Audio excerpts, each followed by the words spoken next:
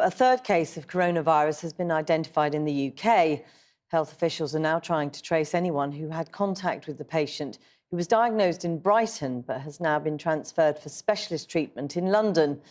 Meanwhile, the Chinese ambassador has urged the British government to avoid overreacting to the outbreak after Britons were advised to leave China if they could. Our health and social care correspondent Victoria MacDonald reports. Patient number 3, now in a specialist isolation unit in St Thomas's Hospital, brought here from Brighton after testing positive for novel coronavirus. 2 others fell ill last week in York and are now being treated in Newcastle.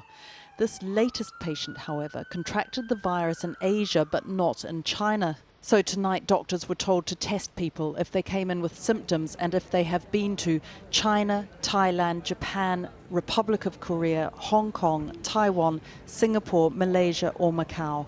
But we will be advising people who've travelled from those countries in the last 14 days, if they get any of the symptoms compatible with the coronavirus, then they should self-isolate and phone 111.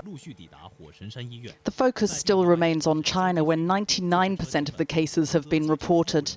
The latest official figures are just under 600 people have died and more than 28,000 have been confirmed with the virus. Yet mathematical modelling shows there are likely to be more than 100,000 cases and many more deaths than reported. And today there was confusion over whether a Chinese doctor, who was one of the first to alert others about the Wuhan virus back in December, had himself died from the virus. Tributes were paid to him as a whistleblower, but Wuhan Hospital later said he was in a critical condition. Dr. Li Wenliang and several other medics were at the time accused by officials of scaremongering and were reprimanded by the police. These are febrile times, with China's ambassador to the UK hitting out at the rumours and panic over coronavirus. This was widely seen as a reference to the Foreign Office advice to Britons to leave China.